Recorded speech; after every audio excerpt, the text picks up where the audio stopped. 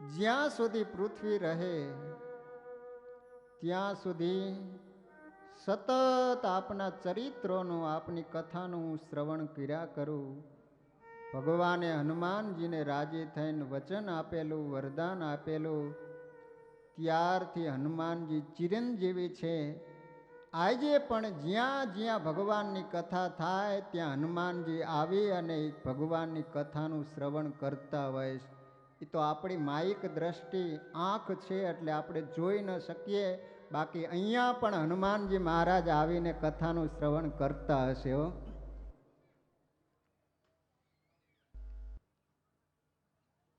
સ્વામી કહે છે કે કથા ક્યારે સાંભળવી? તો મુક્તાનંદ સ્વામી કહે છે કે દરરોજ સાંભળવી. દરરોજ સાંભળવાનો અવકાશ ન હોય તો ચાતુર્માસમાં અવશ્ય સાંભળવી. એમાં 4 મહિના સાંભળવાનો અવકાશ ન મળે તો શ્રાવણ માસમાં અથવા ચૈત્ર માસમાં, પણ માગસર મહિનામાં તો સાંભળવી. માગસર મહિનામાં જો ભગવાનની કથા શ્રવણનો અવકાશ ન મળે તો અધિક માસમાં તો અવશ્ય ભગવાનની કથા સાંભળવી. 3 વર્ષે આવે ને અધિક માસ. આ કથા કયા સ્થળમાં રહીને શ્રવણ કરવી?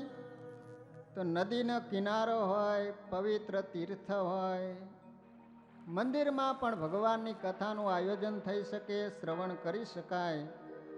અથવા તો પોતાના ઘરના આંગણે સરસ મજાનું સ્વસ્થ કરી સુંદર મંડપ નાખી અને ભગવાનની કથાનું શ્રવણ કરી શકાય. પ્રથમ હવે વક્તાના લક્ષણો બતાવ્યા છે કે વક્તા કેવો હોવો જોઈએ કે સરસ, સુસ્વરમ, ધીરમ, તત્તદ ભાવ, સમન્વિતમ, સ્પષ્ટ અક્ષર, નિર્ભેદમ ચ સોત્સાહમ નાતિ વિસ્તૃતમ. વક્તા એવો હોવો જોઈએ કે સરસ સુસ્વરથી ભગવાનની કથાનું શ્રવણ કરાવે. સ્પષ્ટ અક્ષર હોવા જોઈએ, ઉચ્ચાર સ્પષ્ટ થતો હોય, તોતડી ભાષા ન હોવી જોઈએ. નકર એક ભાઈ દુકાને છરી લેવા માટે ગયો તો દુકાને જઈને કે છરી આપો એમ. ઓલો દુકાનવાળો કે આવડી છરી તો મારી પાસે નથી. જેને કામ, ક્રોધ, લોભ, સ્વાદ આદિકને જીતેલા હોય,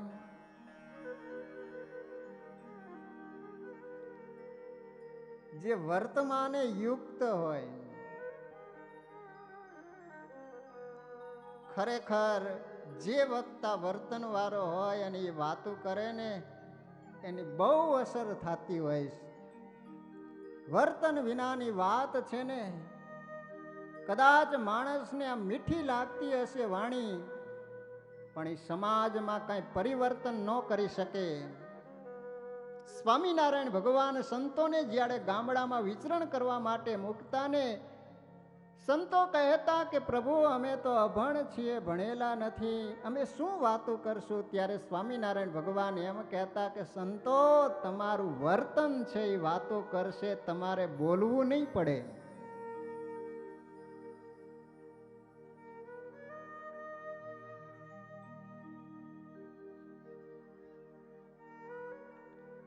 તમામ ઇન્દ્રિયોને જીતેલી હોય, જ્ઞાતિ એ બ્રાહ્મણ હોય અથવા તો જેને ભાગવતી દીક્ષા ગ્રહણ કરી હોય એ પણ ભગવાનની કથા કરી શકે છે.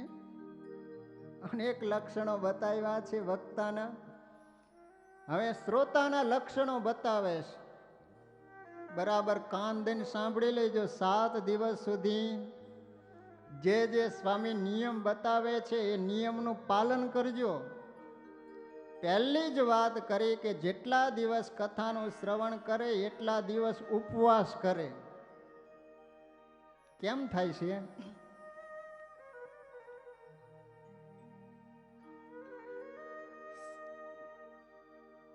સ્વામીને એમ થયું કે આ કળિયુગ ચાલે છે,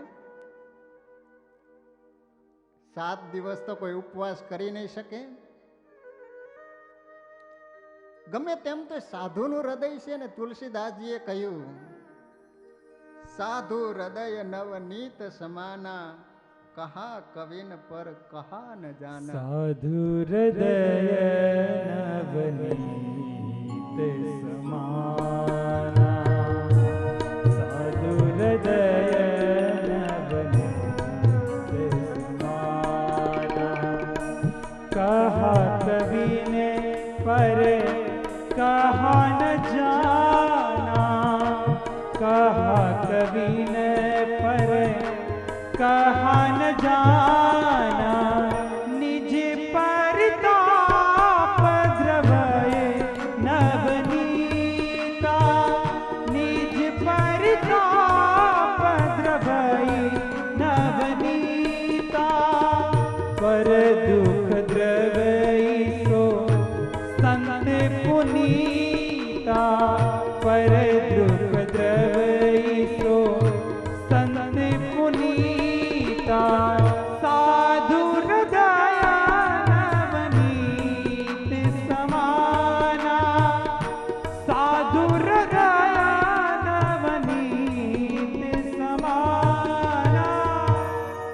કોઈકે એવું કહ્યું કે સાધુનું હૃદય કેવું છે? તો માખણ જેવું કોમળ છે. પણ તુલસીદાસજી કહે છે કે માખણ કરતા પણ સંતનું હૃદય કોમળ છે. કેમ? તો માખણને પાત્રમાં લઈ અને જ્યારે અગ્નિ ઉપર મૂકવામાં આવે છે ને, ત્યારે એ દુઃખને સહન કરી શકતો નથી, એટલા માટે એ પીગળી જાય છે. સંતનું હૃદય એવું છે કે એની ઉપર ગમે તેટલા દુઃખ આવે છતાંય કોઈ દિવસ એ સંત પીગળતો નથી. પણ જ્યારે સમાજ દુઃખી થતો હોય ને, ત્યારે સંતનું હૃદય પીગળી જતું હોય છે. એટલા માટે માખણ કરતા પણ સંતનું હૃદય કાંઈક વિશેષ છે. અને તમે વિચાર કરો કે સમાજને માટે કોઈ વ્યક્તિ જ્યારે ગેરમાર્ગે જઈ રહ્યો હોય ત્યારે એને સાચે રસ્તે ચડાવવા માટે સંતો કેટલી તનતોડ મહેનત કરતા હોય છે, રાત્રિ દિવસ જોયા વિના. ખરેખર ભક્તજનો, આ ઉત્સવ એમને એમ તો નહીં થતો હોય ને. એમાંય પૂજ્ય ભક્તિનંદન સ્વામી રાત્રે 3 વાગે ત્યાં મંદિરે આવ્યા. કોના માટે? શું અમારે જોઈશ? 12 મહિનામાં અમારે 2 જોડી ધોતિયા ને ખેસ હોય ને તો 12 મહિના પૂરા થઈ જાય. કોના માટે રાત્રિ દિવસ આ સંત મહેનત કરે છે? પૂજ્ય મારા ગુરુ સ્વામી કેટલી સત્સંગ કરાવવા માટે તનતોડ મહેનત કરે, રાત્રિ દિવસ કાંઈ પણ જોયા વિના.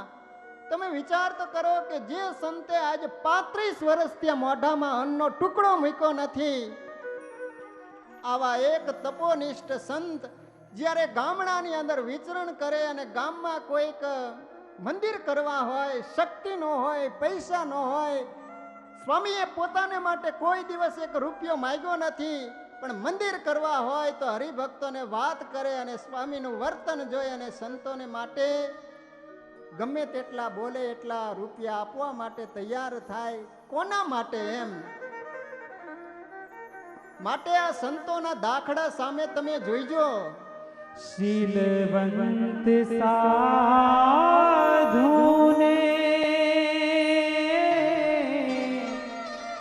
વારે વારે નમીએ રે, બ્રહ્માદિક લાગે જેને પાય રે.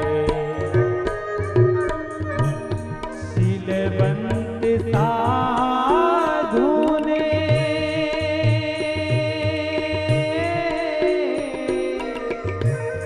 વારે વારે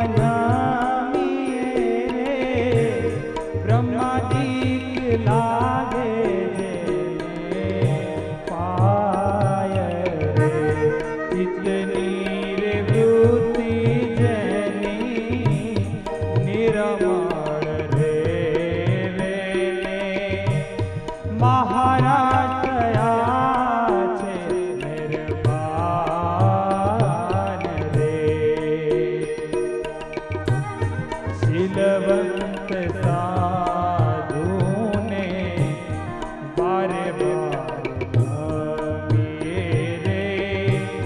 બ્રહ્માદિક લાગે જેને પાય રે, બ્રહ્માદિક લાગે જેને પાય રે. મુક્તાનંદ સ્વામી કહે છે કે 7 દિવસ ઉપવાસ ન કરી શકે તો દૂધ પી અને ભગવાનની કથાનું શ્રવણ કરવું. સ્વામી કહે છે કે કદાચ એ રીતે ન રહી શકે તો ફળાહાર કરી અને ભગવાનની કથા સાંભળવી. સ્વામીએ છેલ્લે છૂટી એક વખત જમવાની આજ્ઞા આપીશ કે એક વખત જમી અને ભગવાનની કથા સાંભળવી. પણ મુક્તાનંદ સ્વામીએ ભલે એક વાર કહ્યું હોય, પણ હું તો એમ કહું છું કે સવારે નાસ્તો એ તો તમે નાસ્તાનું ને જમણવાનું લિસ્ટ સાંભળો ને તો ખાધા વિના મોઢામાં પાણી આવે એવું છે. પૂજ્ય કૃષ્ણવલ્લભ સ્વામીએ 7 દિવસનું લિસ્ટ કરી આપ્યું છે અને અમારે પૂજ્ય ભક્તિનંદન સ્વામી કે 7 દિવસ સુધીમાં 250 કે 500 ગ્રામ જો લોહી ન ચડે તો આપણો ઉત્સવ સફળ ન થયો કહેવાય. અને ગામના બધા હરિભક્તોનો ઉત્સાહ એવો છે કે ના, જે હરિભક્તો આવે, સંતો આવે, અમારા જીવનમાં અમે કદાચ આવો પહેલો પ્રસંગ જોયો હશે, બધાને ખૂબ રાજી કરવા એક જ વાતનું લક્ષ્ય છે, ધ્યેય છે, સ્વામિનારાયણ ભગવાન, પૂજ્ય આચાર્ય મહારાજ, સંતો અને હરિભક્તોને રાજી કરવા છે. તો 3 વખત જમીને પણ ભગવાનની કથા સાંભળજો. સ્વામી કહે છે કે જેટલા દિવસ ભગવાનની કથાનું શ્રવણ કરો એટલા દિવસ ખાસ બ્રહ્મચર્ય વ્રતનું પાલન કરવું. સ્ત્રીના મુખ જોતા જોતા ભગવાનની કથા ન સાંભળવી. સ્ત્રીના મુખાની પશ્યંતો એ શૃણવંતી કથામ હરેહે કામિનસ્તે તુ પુરુષા ભવંતી ગ્રામ શુકરા. જે સ્ત્રીઓના મુખ જોતા જોતા ભગવાનની કથા સાંભળે છે તો મર્યા પછી ગામનો ભૂંડ થાય છે.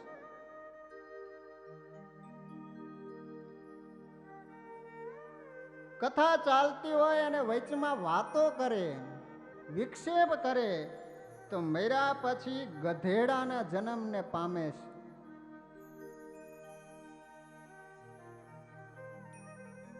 જે શાસ્ત્રની નિંદા કરે છે તો એ મર્યા પછી કૂતરીના જન્મને પામે છે.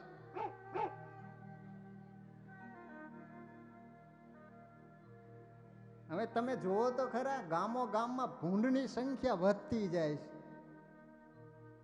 એનું કારણ આ શાસ્ત્ર વાંચ્યા પછી મને ખ્યાલ આવ્યો કે આવું કેમ થતું હશે. એમ ભક્તો ખાસ મર્યાદામાં રહી ભગવાનની કથા સાંભળજો. બાલો, યુવા અથવા વૃદ્ધો, દરિદ્ર, દુર્બલો પીચ. વક્તા કદાચ બાળક હોય, યુવાન હોય, વૃદ્ધ હોય, દરિદ્ર હોય, દુર્બળ હોય. અસ્ય વક્તા સદા વંદ્ય પૂજ્યસ્ય શ્લાઘનીયશ્ચ. એ વક્તા પૂજનીય છે, વંદનીય છે, વખાણવા યોગ્ય છે. વક્તાની ઉંમર કેટલી છે એ મહત્વનું નથી. વક્તા ભગવાનનું વ્યાસ સ્વરૂપ કહેવામાં આવે છે.